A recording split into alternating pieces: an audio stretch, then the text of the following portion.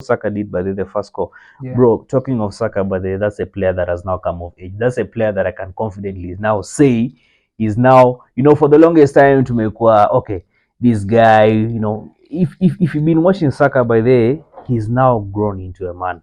He's a man. He's a man right now, but he's a beast actually, man. Saka is a beast right now. Between Eddie and Balogun, like I said, but if there's any player by there that Watercon has so much expectations by there from him as well, it's Balogun.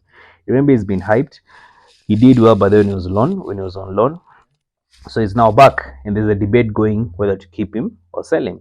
But remember, he's playing the same position as Jesus. He's playing the same position as Eddie. If I'm not wrong, right? Yeah. So Jesus definitely, but he's keeping his position. But between the two, Balogun and Eddie, one of them has to go.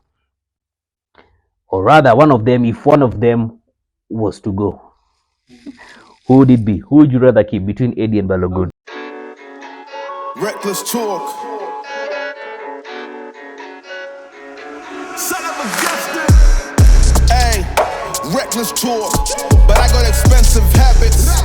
Don't step in salt. I'm a real one. Check my fabric. Hi, this is Don from Kenya Gunners TV, and I'm with Ian. We're back again. Hey, bro, Maze, football is back, Maze. It's been a while, It's been a while, Maze. It's been a while.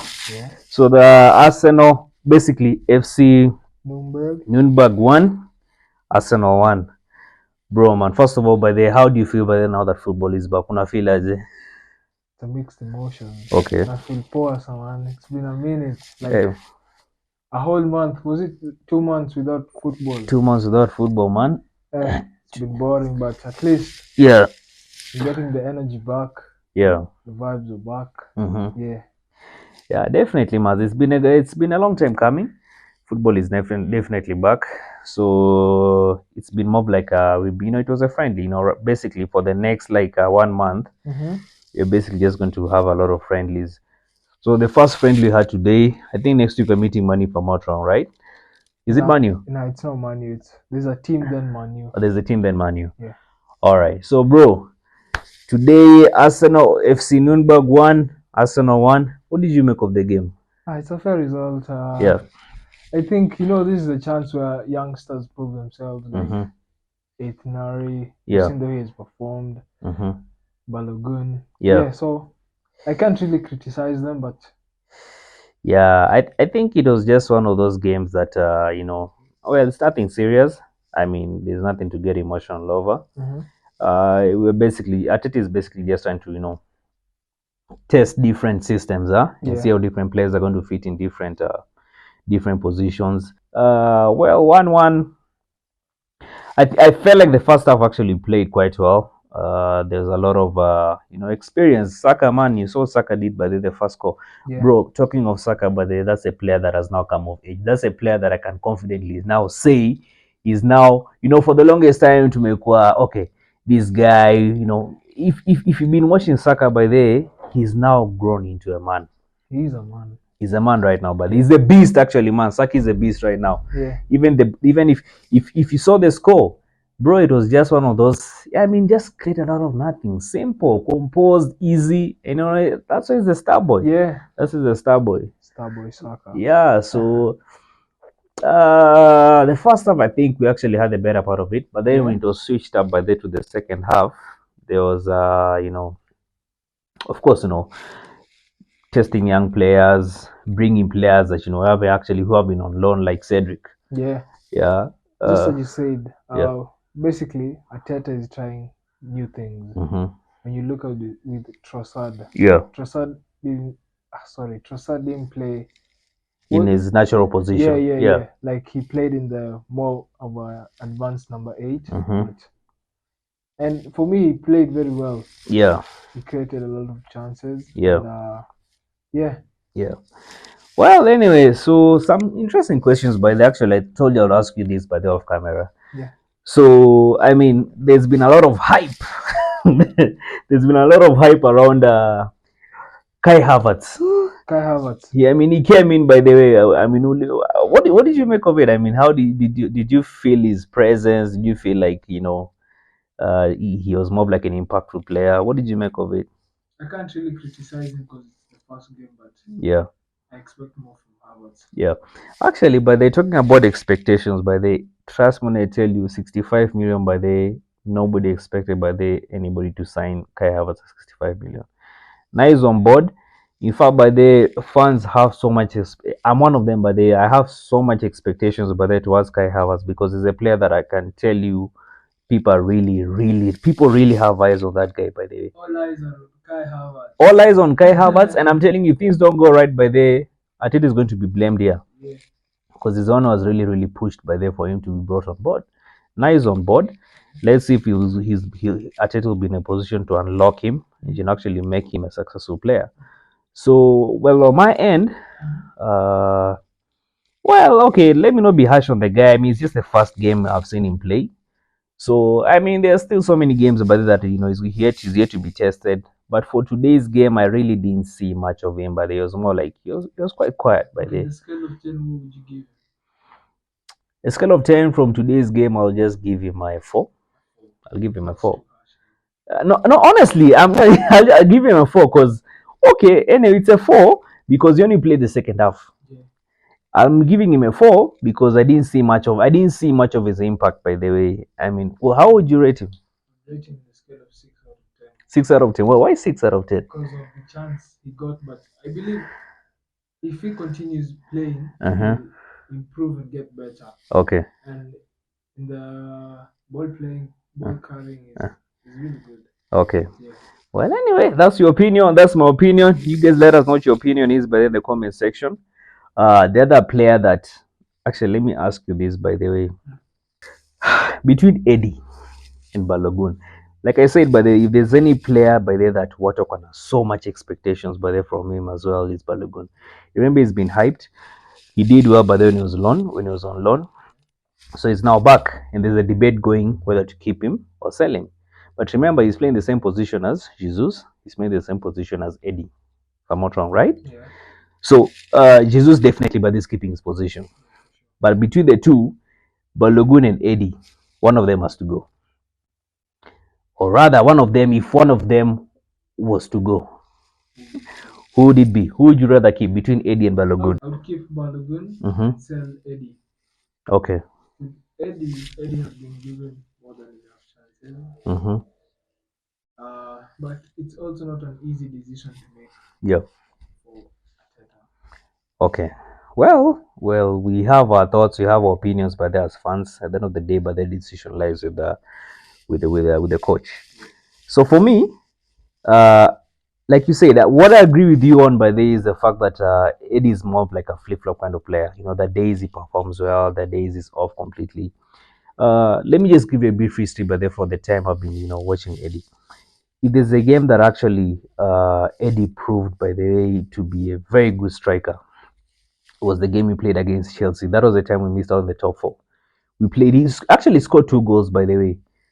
Smith Rowe. 2021-2022 season. Yeah. That's the time we missed in the top 4, right?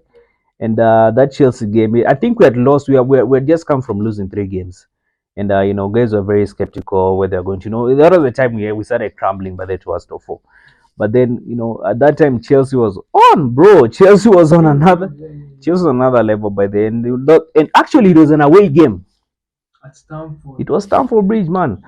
And that time, by the Eddie really performed very well. In fact, if I'm not wrong, by the better part of the season, because it was towards the end of the season, he actually, he came on strong and actually performed very well. Then now, looking at last season, by the way, when Jesus got injured, bro, Eddie was another level. Even if you were the documentary of All or Nothing, the way he was training, man, the guy came back ripped. He came back ripped, fit and ready to go. Then Jesus got injured, he was given an opportunity, and actually Eddie really held us, by the way, till he also got an injury as well in the process. If you remember the Manu game, by the way, if there's any person actually who scored the last goal, by the way, and actually made us go with the bragging rights was Eddie. That game was at the Emirates. Bro, that time Eddie in KT was on another level. But then after that, after he got injured, we haven't really felt much of him. I don't know if you felt much of him. Yeah, so he's like you said, he's been given so much time. He's been given so much. He's an academy player. He's been given time to prove himself.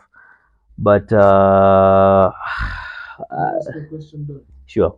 Can you imagine like if the situation was to happen again, Jesus to go, like Jesus to be injured, and then we have Balogun as our striker. Would you like? But the thing is this. Okay, let me answer this question this way. So what you need to remember as well is that there is more of like with Balogun, it's more of like the unknown. You see, with Eddie, he's been given time, he's proved himself. We know what Eddie can offer. But you see, at the moment, you don't know what Balogun is capable of offering. So like it's more of like the unknown. You understand? So like it's a very debatable. It's a very very very very debatable. I would keep Eddie for another one season. For now. But now, listen. The question is, either one of them has to go. One of them has to go. So for me, to answer this question, by the way, I would keep Balogun because, we've seen what Eddie has done. He's not just the it. So how about we also give Balogun time, see what he's capable of doing. If he's not, up to the standards, then he can as well. Remember, you have to remember we're in the Champions League. Okay, that's the thing. Now bringing me to the next question. By the way, squad depth. What do you make of our squad depth right now? We do have a squad. I was looking at the bench, like when the camera turned towards the bench. Yeah. Last season I was saying Rob Holding. This season I'm seeing a very strong squad. Like that's the squad we need now for competition. Yeah. Like, yeah. There are a lot of competitors in the team. Saliba in. Saliba is back. Yeah. Yasu, Gabriel. There's still Timber. Timber is also. Yeah, Timber. There's Partey right now. There's Declan Rice. Right now, can like I was telling you this off camera. Do you remember those days where the camera would be panned towards Man City's bench? Then you'll see Bernardo Silva, Phil Foden. You'll see Walker in there, and then you look. Then the camera was panned out, panned towards our bench. You'd see Rob Holding. You'd see T-Bag. Bro, I think the squad right now is we have a good squad right now. We have actually a competitive squad, which is a good thing by the way, because we're now in the Champions League. What really makes me proud by the way to be an Arsenal fan right now is you see progress. You can see progress. Like I mean, the fact that these guys have been able to keep some of the best players, Kina Saliba, extending their contracts, it actually paying them what they're worth. Because trust me, but some of these players able to go to these other clubs, they'll be paid by the money that Arsenal, for the longest time we've known them by that. They would even offer a better deal. Yeah.